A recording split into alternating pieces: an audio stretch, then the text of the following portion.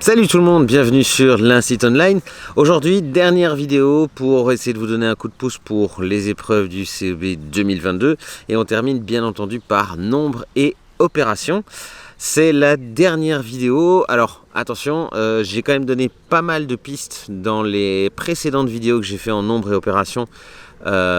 C'était en 2019 et en 2021, donc n'hésitez pas à aller voir ces vidéos là sur ma chaîne et n'hésitez pas à mettre des likes etc. et des commentaires pour me donner vos impressions, ça fait toujours plaisir. Alors très rapidement on va essayer de voir le type de questions que vous pourriez avoir dans cette évaluation sur nombre et opération, mais d'abord une petite précision, la calculatrice est bien entendu interdite pour nombre et opération. Ben oui, parce que le but c'est de savoir si vous êtes capable de mettre en pratique les règles de calcul et les différentes choses que vous avez appris à force de calculer sur les nombres. Donc la calculatrice n'est absolument pas autorisée. Ça va? Alors, première étape de ce nombre et opération, les calculs rapides. Normalement, chaque année c'est comme ça, donc cette année il y a de grandes chances que ce soit comme ça aussi. Vous allez recevoir un nombre de calculs à faire en un temps limité. Donc par exemple, 10 calculs pour 10 minutes, 15 calculs pour 15 minutes. En principe, c'est 1 minute par calcul, c'est pas toujours le cas, mais enfin, logiquement, les autres années c'était comme ça. Alors, pour bien réussir les calculs rapides, il y a bien évidemment des choses auxquelles il faut faire attention. Déjà, les tables de multiplication. Alors, évidemment, pour les calculs rapides, vous devez les connaître, mais pas que. Pour tout le CEB de nombre et opération, si vous ne connaissez pas votre table de multiplication, ça risque de vous poser bien évidemment de grosses difficultés. C'est pour ça que les tables, en principe, vous les maîtrisez depuis plusieurs mois ou plusieurs années. Ensuite, il y a toujours un calcul dans lequel il y a une multiplication par 0, parmi d'autres nombres, parmi d'autres opérations. Souvenez-vous bien, toujours, quand vous voyez 1 fois 0 dans un calcul, le résultat c'est toujours 0. D'accord? Peu importe la longueur du calcul, peu importe si c'est 11 fois 0 ou 11 fois 0 fois 1 fois 4, etc. Dès qu'il y a un fois 0, le résultat c'est 0. D'accord? Vous ne laissez pas avoir chaque année. Il y a des élèves qui oublient ça et qui calculent l'ensemble du truc et puis ils comptent pas le fois 0. Mais forcément, c'est pas juste. Alors, ensuite, il y a de grandes chances que vous receviez une addition que vous devez faire évidemment mentalement de plusieurs nombres. Généralement, c'est 4. N'hésitez pas à changer les nombres de position. Attention dans l'addition. D'accord? Ça marche pas avec tous les calculs. Il ne faut pas essayer avec une soustraction par exemple. Mais dans l'addition, vous pouvez changer les nombres de places. Ça ne change rien au résultat et ça facilite le calcul. Par exemple, si vous avez le calcul 128 plus 56 plus 72 plus 144, eh bien mettez 128 et 72 ensemble et 56 et 144 ensemble. Chaque fois, ça donne 200, plus 200, ça fait 400. Ça rend le calcul beaucoup plus facile à faire. N'hésitez pas dans les calculs à arrondir également. Si par exemple vous avez un calcul qui est 197 plus 52, 197 c'est proche de 200. Donc on fait 200 plus 52, n'oubliez pas d'enlever le nombre que vous avez rajouté pour pouvoir l'arrondir. Sinon forcément l'égalité n'est plus juste. Alors justement, à propos d'égalité, chose extrêmement importante et chose que les correcteurs vont regarder, c'est si vous n'avez pas fait de fausses égalités. En fait, ce que certains enfants font régulièrement, c'est qu'ils mettent tous les nombres d'un calcul les uns à la suite des autres, avec des signes, et ils mettent des égales un peu partout. Ça, c'est forcément pas une chose à faire. Le signe égal, ça veut dire que de chaque côté du signe égal, il y a la même chose. Donc vous ne pouvez pas me mettre, j'invente, 25 plus 25 égale 50, plus autre chose, etc. Vous ne pouvez pas continuer votre calcul. À partir du moment où de chaque côté du signe égal, on a la même chose, eh bien on passe à une étape suivante. On ne continue pas le même calcul. Attention à ça, chaque année, il y en a qui se font piéger. Et nous, on a comme consigne de vérifier que vous n'avez pas à faire ce genre de choses. Donc méfiez-vous parce que ça passe pas. Ça en correction, c'est repéré tout de suite et c'est tout de suite faux. Dans les calculs rapides, N'hésitez pas, alors je sais que ça peut paraître un peu bizarre de dire ça, mais n'hésitez pas à passer un calcul si vous en avez besoin. Ça veut dire que si un calcul est trop difficile, si vous bloquez dessus, si vraiment vous ne voyez pas comment faire, passez au calcul suivant. Ça ne sert à rien de rester coincé sur un calcul qui est trop difficile, autant aller sur les suivants, répondre aux suivants, et si vous avez encore du temps, vous revenez sur celui qui vous posait vraiment des problèmes. Ne restez pas coincé sur un calcul, surtout dans la partie calcul rapide. En dehors de la partie calcul rapide, il y a évidemment certaines choses que vous devez maîtriser. Donc vous devez connaître les multiples des nombres et les diviseurs des nombres. Là aussi, il faut connaître les tables. Donc vous devez être capable de dire, en regardant un nombre, ce nombre-là, c'est un multiple de autant ou c'est un diviseur de autant. D'accord ? Un exemple, le nombre 64, c'est un multiple de 8. Ok ? Le nombre 7, c'est un diviseur de 42. Ok ? Alors, vous devez aussi être capable de faire des estimations. On ne va pas vous demander tout le temps de calculer des résultats d'opération. On va vous demander parfois d'estimer un résultat. Donc, estimer un résultat, ça veut dire donner une fourchette, si vous voulez. Rien à voir avec le truc pour manger. Donner une fourchette, c'est donner un ordre de grandeur du résultat, dans lequel va se trouver le résultat. Par exemple, si on vous dit d'estimer le résultat de 59 fois 10,5, ça ne sert à rien de vous prendre la tête à calculer 59 fois 10 plus 59. Non. Si on vous demande d'estimer, 59 c'est proche de 60, 10,5 c'est proche de 10, l'estimation c'est 60 fois 10. Ça va vous donner un résultat qui est proche du résultat qu'on vous demande. C'est une estimation. Alors il y a toute une partie problème dans le CEB nombre et opération.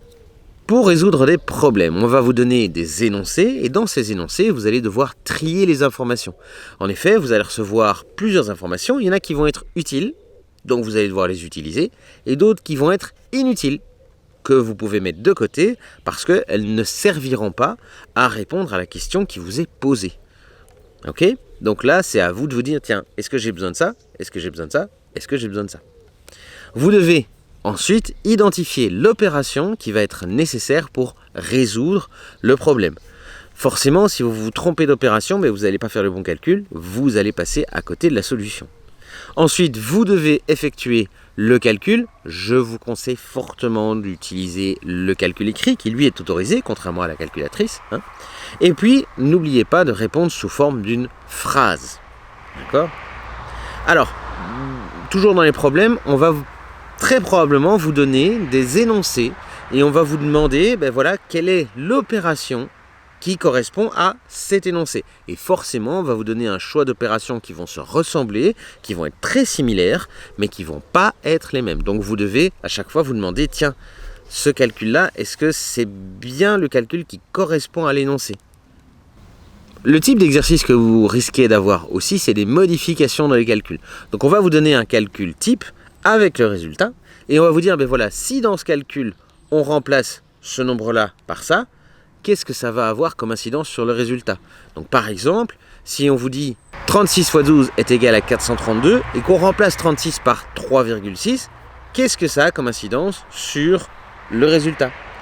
3,6 c'est 36 divisé par 10, donc le résultat est divisé par 10. Si au lieu d'avoir 36 on fait 72, forcément le résultat c'est 2 fois plus grand. Ensuite on va très probablement vous demander de compléter des suites de nombres, mais pas forcément sous la forme d'un tableau de 100. On va vous demander aussi de pouvoir compléter des droites de nombres. Alors là, la droite de nombres, pour pouvoir la compléter, il faut bien identifier l'opération que vous devez faire pour passer d'une graduation à la graduation suivante. Et c'est toujours la même opération pour chaque graduation. Donc si on vous met 290 et puis 300, vous savez que d'une graduation à l'autre, c'est plus 10. Vous répétez la même opération à chaque graduation. Ok ? Faites attention parce que ça peut changer d'une droite des nombres à une autre droite des nombres. Même si elles sont l'une au-dessus de l'autre, forcément les graduations ne vont pas être les mêmes. On peut aussi vous demander de compléter des pyramides additives. Les pyramides additives, en fait, c'est deux cases qui, quand on les met ensemble, donnent le résultat de la case du dessus. Donc par exemple, j'ai 125 et 15. 125 plus 15, ça fait 140. Donc la case qui est au-dessus, qui est à cheval entre 125 et 15, aura comme nombre 140. Et au fur et à mesure, on monte comme ça, c'est à toujours plus, ça donne la case du dessus. On peut aussi vous demander de compléter des tapis de nombres ou des arbres de nombres, d'accord? Donc là aussi, vous devez vous demander, ben voilà, quel est le calcul que je dois faire pour passer de là à là. C'est très régulièrement additionner des nombres. Hein, les pyramides additives, les tapis de nombres, les arbres de nombres, c'est généralement additionner des nombres. Alors, le calcul écrit, forcément fait partie de nombres et opérations. Vous devez être capable de faire n'importe quel calcul écrit, donc addition, soustraction, multiplication et division de nombres entiers et de nombres décimaux, mais vous devez aussi être capable de compléter les calculs écrits à trous.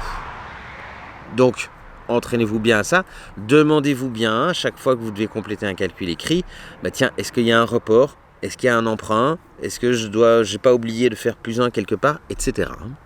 Alors, très important pour nombres et opérations, vous devez parfaitement maîtriser le vocabulaire mathématique. Donc le vocabulaire des 4 opérations, mais pas que. Alors, vocabulaire des 4 opérations, donc quand on vous parle de termes, mais on vous parle de nombres. Okay? Donc une addition entre 2 termes, c'est un nombre plus un nombre. D'accord? La somme, c'est toujours le résultat d'une addition. La différence, c'est le résultat d'une soustraction. Dans une multiplication, il y a toujours un multiplicateur, un multiplicande et le produit. Le produit, c'est le résultat de la multiplication. Dans une division, il y a toujours un dividende, un diviseur, un quotient et un reste. Ok? Vous devez aussi savoir ce que c'est un nombre pair, un nombre impair, un nombre premier, un nombre entier, un nombre décimal et un nombre négatif. Donc tout ça, vous devez le maîtriser. Et alors pour terminer, vous risquez d'avoir des comparaisons à faire entre des nombres, des pourcentages et des fractions. Alors là, c'est un peu comme grandeur. C'est pas toujours facile de comparer des nombres quand ils ne sont pas exprimés de la même manière. Donc les nombres, les pourcentages et les fractions, bien, ce sont 3 façons différentes d'exprimer une certaine valeur. Forcément, pour pouvoir les comparer, dire lequel est plus grand que l'autre, vous devez les exprimer de la même manière. Donc vous devez soit transformer les nombres en pourcentage ou en fractions, soit transformer des pourcentages en nombres ou en fractions, soit transformer des fractions en pourcentage et en nombres. Ce sera beaucoup plus simple d'avoir tout qui est exprimé de la même manière pour pouvoir les comparer. Alors je vous mets en description de cette vidéo plusieurs pages d'exercices qui viennent des CEB des années précédentes pour pouvoir vous entraîner. Il y en a aussi dans le dossier que j'ai mis, je vais remettre le lien, dans le dossier que j'ai mis qui s'appelle ma semaine de CEB, où il y a même le correctif que je vais vous filer. Voilà, écoutez, je croise très très fort les doigts pour vous. Si vous tenez compte des remarques qui vous ont été faites par vos enseignants, de tous les petits trucs et astuces, des exercices que vous avez faits et éventuellement de mes vidéos, eh bien je pense que vous avez tout ce qu'il faut pour bien réussir ce CEB nombre et opération. En tout cas, c'est tout le mal que je vous souhaite. Je sais que vous allez tous cartonner, bien entendu. Merci à tous ceux qui ont regardé ces vidéos. Et merci à tous ceux qui ont mis un petit commentaire sympa. Franchement, ça fait chaud au cœur. Très très vite sur l'Instinct Online et prenez bien soin de vous. A plus, ciao.